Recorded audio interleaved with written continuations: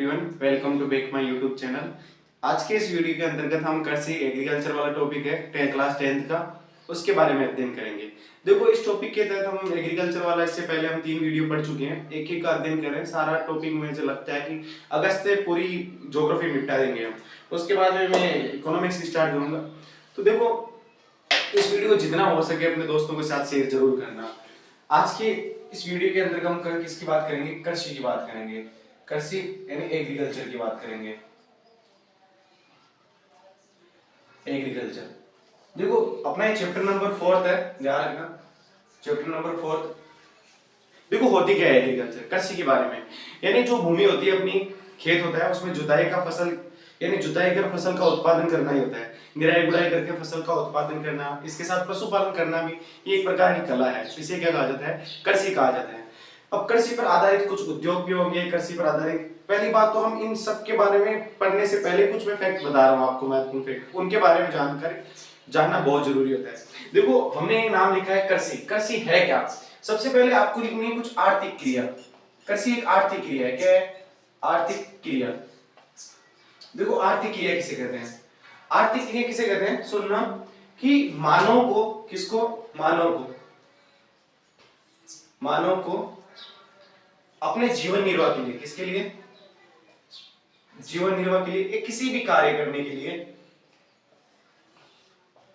क्या करता है? कुछ क्रिया करता है। क्या करता है? क्रिया। और उस क्रिया से उसे क्या प्राप्त होती है? आय प्राप्त होती है। क्या प्राप्त होती है? आय। उसे कौन सी क्रिया कहते हैं? आर्थिक क्रिया कहते हैं। आर्थिक क्रिया। हम देखेंगे कृषि क्या है। आर्थिक क्रिया क्या होती है? मानव के जीवन निर्वाह के लिए या किसी भी उद्देश्य की पूर्ति के लिए वो क्या करता है? कुछ क्रिया करता है। उस क्रिया के बदले में उसे क्या प्राप्त होती है? आय। ऐसी क्रिया क्या कहलाती है? आर्थिक क्रिया। ये आर्थिक क्रियाएं 5 होती है। वैसे आपने जो इकोनॉमिक्स में पढ़ेगा, आप तीन प्रकार की पढ़ोगे। एक तो होती है प्राथमिक क्रिया, ध्यान रखना। प्राथमिक व्यवसाय पढ़ेंगे वहां पर, प्राथमिक क्रिया। दूसरी पढ़ेंगे द्वितीय क्रिया, द्वितीय क्रिया। और तीसरी पढ़ेंगे हम कौन सी क्रिया? तृतीय क्रिया, तृतीय क्रिया। देखो, इनके बारे में पढ़ने से पहले सबसे पहले आपको प्राथमिक क्रिया के बारे में जानकारी प्राप्त होनी चाहिए कि प्राथमिक क्रिया क्या होती है। प्राथमिक क्रिया प्रत्यक्ष रूप से, किस रूप से? प्रत्यक्ष रूप से किस पर निर्भर होती है? ये पर्यावरण पर निर्भर होती है या प्रकृति पर निर्भर होती है। उसे क्या कहा जाता है? प्राथमिक क्रिया कहते हैं। प्राथमिक क्रिया में खूब सारे होते हैं। उन सभी प्राथमिक क्रियाओं में से एक प्राथमिक क्रिया क्या है? कृषि है। क्या है? कृषि। तो हम इस कृषि के बारे में अध्ययन करेंगे। तो कृषि एक आर्थिक क्रिया भी है, लेकिन आर्थिक क्रिया में भी कौन सी क्रिया है? प्राथमिक क्रिया। ध्यान रखना, कौन सी क्रिया है? प्राथमिक। कौन? कृषि के बारे में। देखो, आज के इस वीडियो के अंतर्गत हम इन कृषि के बारे में विस्तृत रूप से अध्ययन करेंगे, लेकिन इससे पहले मैं आपको कुछ बातें बताऊंगा, उनको आपको गौर से सुनना है। देखो, बात क्या है, कृषि से पहले क्या मानव यही आर्थिक क्रिया करता था? नहीं करता था। देखो, सबसे पहले मानव ने अपने जीवन निर्वाह के लिए आखेट यानी शिकार को चुना, उसके साथ ही भोजन संग्रहण का कार्य किया। भोजन संग्रहण का कार्य करने के पश्चात मानव को ऐसे लगा कि इनसे अपना जीवन यापन अच्छे से नहीं चल सकता, कि कल के लिए 2-3 दिन के लिए आगे अधिशेष की स्थिति नहीं रहती है, सरप्लस की नहीं रहती है। तो मानव ने धीरे धीरे पशुपालन करना स्टार्ट कर दिया था। फिर इसी पशुपालन के साथ साथ मानव ने क्या करना प्रारंभ कर दिया? कृषि प्रारंभ कर दिया था। देखो, प्राचीन काल से लेकर आज तक कृषि को 3 प्रकारों में विभाजित किया जा सकता है। सबसे पहली प्रारंभिक समय की, प्रारंभिक समय में मानव कृषि करता था। वो एक होती है गहन निर्वाह कृषि, एक होती है वाणिज्य कृषि। इन तीनों कृषि की हम यहाँ पर विस्तृत रूप से चर्चा करेंगे। तो देखो, सबसे पहले आपको क्या लिखना है? कृषि की परिभाषा लिखनी है। कृषि किसे कहा जाता है? तो क्या लिखना है आपको कृषि की परिभाषा में? कि भूमि की जुताई का, परिभाषा में लिखना है भूमि की जुताई, भूमि की जुताई का, भूमि की जुताई करना क्या कहलाता है? कृषि कहलाता है। कृषि कहा जाता है, ध्यान रखना, कृषि कहा जाता है। नेक्स्ट पॉइंट याद रखना, इसका याद रखना, कृषि एक प्राथमिक क्रिया है। कृषि एक प्राथमिक क्रिया है, प्राथमिक क्रिया है। यहीं पर भी लिखना, प्राथमिक क्रिया क्या होती है? वह क्रिया जो प्रत्यक्ष रूप से पर्यावरण पर निर्भर होती है, निर्भर होती है।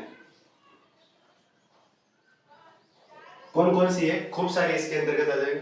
मत्स्य पालन हो जाएगा, कृषि हो जाएगा, आखेट हो जाएगा, पशुपालन हो जाएगा, खनन हो जाएगा। सारी कौन सी होगी? प्राथमिक क्रिया होगी। ये थोड़ा सा आपको ध्यान रखना है। इसके बारे में देखो, सबसे पहले हम बात करते हैं आर्थिक क्रिया के बारे में बात कर ली। अब है कृषि के प्रकार। हम सबसे पहले बात करते हैं कृषि के प्रकारों की। तो कृषि के कुछ प्रकार हैं। कृषि के प्रकार यानी प्राचीन काल में कौन सी कृषि करते थे, फिर उसके बाद में धीरे धीरे जनसंख्या अधिक बढ़ने के बाद में कौन सी कृषि करने लग गए थे, और वर्तमान समय में कौन सी कृषि कर रहे थे। तो बहुत सारे कृषि के प्रकार है। तो हम सबसे पहले हम बात करेंगे प्रारंभिक निर्वाह कृषि की बात। सबसे पहले हम बात करें प्रारंभिक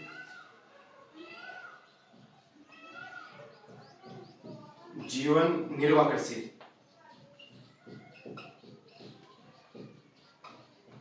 निर्वाह कृषि, देखो प्रारंभिक जीवन निर्वाह कृषि की बात करें तो ये कृषि प्रारंभिक कृषि है। मैं इसका नाम ले सकता हूँ स्थानांतरण कृषि भी कह सकते हैं हम। देखो हम सबसे पहले इसमें स्थानांतरण कृषि की बात करेंगे। स्थानांतरण कृषि, कृषि या कर्तन दहन कृषि, इस कृषि की बात करेंगे। स्थानांतरण कृषि या कर्तन दहन कृषि। देखो प्रारंभ में मनुष्य ने जब ये सोचा कि पशुपालन करना है, पशुपालन के साथ साथ उसने आर्थिक क्रिया के रूप में किसको प्रारंभ किया था? कृषि करना किया था। तो सबसे पहले मनुष्य ने अस्थायी रूप से एक स्थान से दूसरे स्थान पर जाकर क्या की थी? स्थानांतरण कृषि, शिफ्टिंग एग्रीकल्चर की बात करेंगे हम। कि इसका मतलब क्या होता है कि मनुष्य प्रारंभ में क्या होता है? जंगलों को काटकर उसकी राख को, जंगलों को काटने के बाद में उनको जलाकर उसकी राख को उर्वरक के रूप में उपयोग करना, उसकी राख को उर्वरक के रूप में उपयोग करके फिर उसमें बीज को छिड़कना, बोना नहीं, छिड़ककर कृषि कार्य करना। यही क्रिया 2 या 3 साल करने के पश्चात किसी दूसरे स्थान पर जाकर करना क्या कहलाता है? स्थानांतरण कृषि कहलाता है। तो ये ध्यान रखना आपको। तो इसमें लिखना आपको क्या कहते, किसे कहते हैं? स्थानांतरण। इस कृषि, ध्यान रखना, इस कृषि में वनों को जलाकर, इस कृषि में वनों को जलाकर, इस कृषि में वनों को जलाकर भूमि साफ करके, भूमि साफ करके, इस कृषि के अंतर्गत वनों को जलाकर, ध्यान रखना, भूमि साफ करके 2 या 3 साल, 2 या 3 साल, ध्यान रखना, 2 या 3 साल तक, 2 या 3 वर्षों तक, 2 या 3 वर्षों तक कृषि करने के पश्चात, कृषि करने के पश्चात, कृषि करने के बाद, ध्यान रखना, कितने? 2 या 3 वर्षों तक कृषि करने के बाद वह जब मिट्टी की उर्वरकता, जब मिट्टी की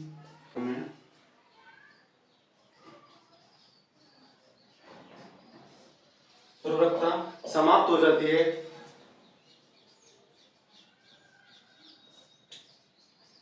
समाप्त हो जाती है, ध्यान रखना, 2 या 3 वर्ष बाद में जब कृषि करने के पश्चात जब मिट्टी की उर्वरकता क्या हो जाती है? समाप्त हो जाती है, तो उस भूमि को छोड़कर, उस भूमि को छोड़कर, ध्यान रखना, उस भूमि को छोड़कर ये प्रक्रिया, यही प्रक्रिया किसी दूसरे स्थान पर जाकर अपनाना, जाकर कृषि कहलाती है। ये ध्यान रखना है स्थानांतरण कृषि से। इस कृषि में वनों को जलाकर भूमि को साफ करके 2-3 वर्षों तक कृषि कार्य करने के पश्चात जब मिट्टी की उर्वरकता यानी उसमें उपजाऊपन की मात्रा जब समाप्त हो जाती है, तो उस भूमि को छोड़कर यही प्रक्रिया किसी दूसरे स्थान पर जाकर अपनाना कौन सी कृषि कहलाता है? स्थानांतरण कृषि कहलाती है। ध्यान रखना ये विशेष तौर पर। अब देखो इस कृषि की कुछ इंपॉर्टेंट महत्वपूर्ण विशेषता है, इसके अलावा विश्व में अलग अलग क्षेत्रों में इसको अलग अलग नाम से जाना जाता है, उनकी हम यहाँ बातचीत करेंगे। हम सबसे पहले देखेंगे भारत में कि भारत में स्थानांतरण कृषि को किस किस नाम से जाना जाता है। तो सबसे पहले हम बात करते हैं भारत में स्थानांतरण कृषि। आपको हेडिंग क्या लगानी है, स्थानांतरण कृषि के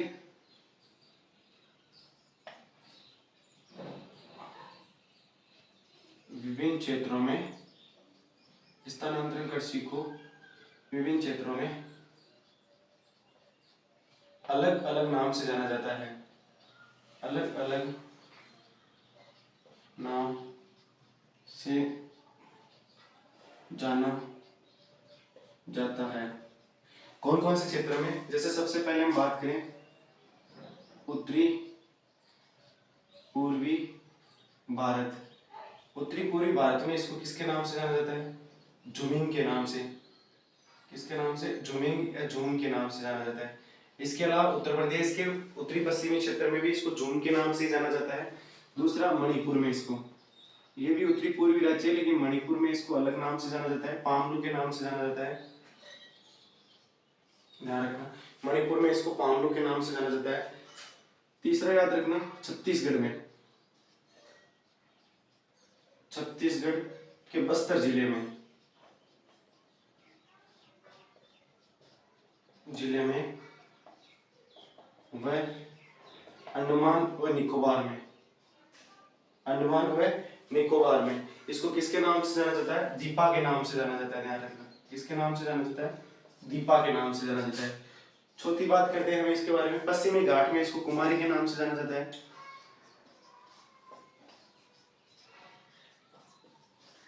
इसके अलावा 5 नंबर इसको मध्य प्रदेश में, एमपी में इसको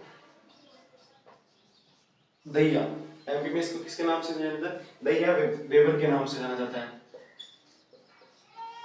फिर हम बात करें 6 नंबर आंध्र प्रदेश में, कहाँ की बात करें हम, आंध्र प्रदेश। आंध्र प्रदेश में इसको पेंडा के नाम से जाना जाता है, ध्यान रखना है, आंध्र प्रदेश में पेंडा के नाम से। 7 नंबर बात करें उड़ीसा, कहाँ की बात करें हम, उड़ीसा। उड़ीसा में इसको पामाडाबी के नाम से, पामाडाबी के नाम से या कोमान के नाम से जाना जाता है, ध्यान रखना, कोमान के नाम से। इसके अलावा देखो मैं यहां लिख रहा हूं हिमालय क्षेत्र में, किस क्षेत्र में, हिमालय क्षेत्र में इसको खिल के नाम से जाना जाता है। किसके नाम से जाना जाता है, हिमालय क्षेत्र में इसको खिल के नाम से। इसके अलावा झारखंड में इसको कुरवा के नाम से जाना जाता है, कुरवा के नाम से। अब देखो ये तो हो गए स्थानीय नाम, इसके अलावा भी इसके खूब सारे नाम हैं, याद रखो, ठीक है। राजस्थान में इसको किसके नाम से, वालरा के नाम से जाना जाता है। कहां पर, राजस्थान में वालरा, ये राजस्थान के दक्षिण पूर्वी हिस्से में जाना जाता है इसको। अब देखो इसे यहां याद रखना, विश्व के अलग अलग भागों में अलग अलग नाम, विश्व में निम्न नाम। ब्राजील में सबसे पहले हम बात करें, ब्राजील में इसको रोको के नाम से जाना जाता है, किसके नाम से, रोको के नाम से। इसके अलावा हम बात करें अफ्रीका में, सहारा अफ्रीका की बात करें, यहाँ इसको मसोले के नाम से जाना जाता है। इसके अलावा हम बात करें वियतनाम की, वियतनाम, वियतनाम में इसको रे के नाम से जाना जाता है। फिर हम बात करें मध्य अमेरिका, मध्य अमेरिका व मैक्सिको, मध्य अमेरिका और मैक्सिको में इसको मिल्पा के नाम से जाना जाता है, ठीक है। इसके अलावा इंडोनेशिया और मलेशिया में, इंडोनेशिया व मलेशिया, इसको यहाँ लादांगन के नाम से जाना जाता है।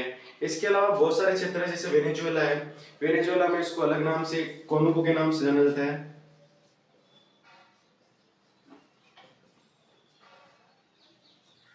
कोनको या कोनुको के नाम से जाना जाता है।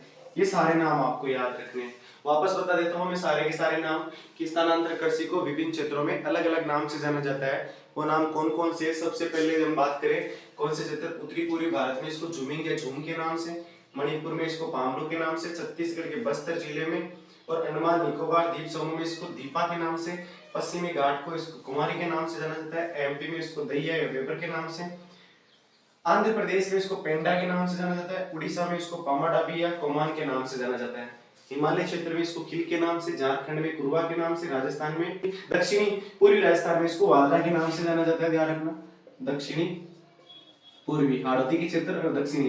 विश्व में अलग अलग, ब्राजील में रोको के नाम, अफ्रीका में मसोले, वियतनाम में रे, मध्य अमेरिका और मेक्सिको मिल्पा के नाम से, इंडोनेशिया मलेशिया में लदान, लदान का ध्यान रखना है यहाँ पर, ये क्या है यहाँ पर लदान के नाम से, और वेनेजुएला में इसको कोनको के नाम से जाना जाता है। ये आपको ध्यान रखना है। पहली कृषि कौन सी? शिफ्टिंग एग्रीकल्चर या स्थानांतरित कृषि की हम बातें कर चुके हैं। अगली बात करते हैं हम यहाँ पर, कृषि का अगला प्रकार है, ध्यान रखना, गहन जीविका, इसको गहन निर्वाह कृषि, जीविका।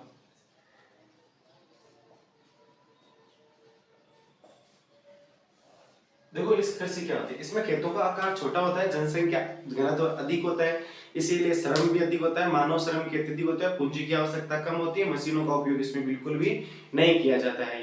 ये ध्यान रखना। इसमें जनसंख्या का दबाव अधिक होता है, ध्यान रखना इस कृषि के अंतर्गत। तो लिखना, ये कृषि उन क्षेत्रों में की जाती है जहां पर ये कृषि उन क्षेत्रों में की जाती है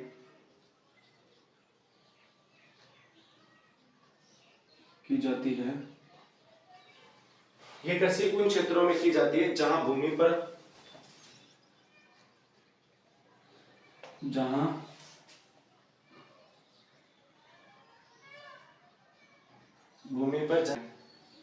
वहां पर कौन सी कृषि होती है? गहन निर्वाह कृषि। इसका मतलब है कि अपनी जनसंख्या परिवार का पालन पोषण करने के लिए कृषि की जाती है। किसके लिए? परिवार के पालन पोषण करने के लिए कौन सी कृषि की जाती है? गहन निर्वाह कृषि की जाती है, ध्यान रखना। इसकी कुछ विशेषता याद रखना, विशेषता याद रखना। इसमें खेतों का आकार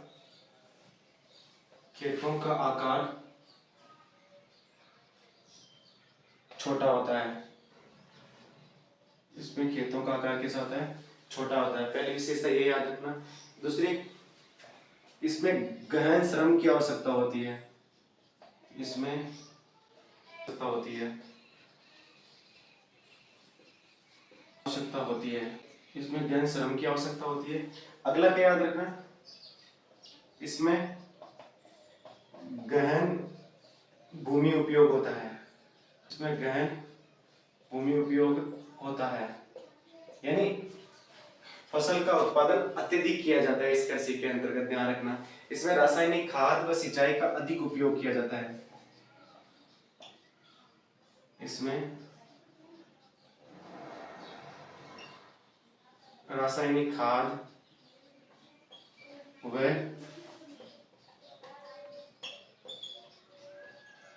सिंचाई का अधिक उपयोग किया जाता है, अधिक प्रयोग किया जाता है, ऐसे लिख सकते हो आप।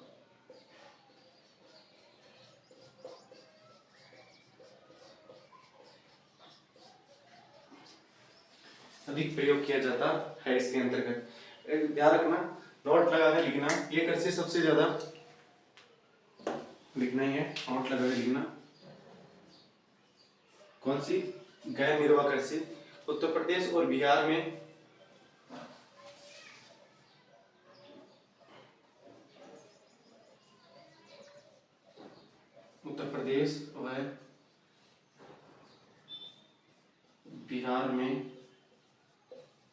इस प्रकार की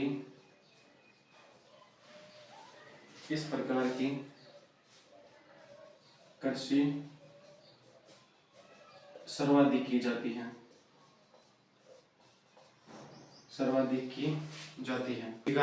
जीविका कृषि या गहन जीवन निर्वाह कृषि की बातचीत कर रहा था मैं।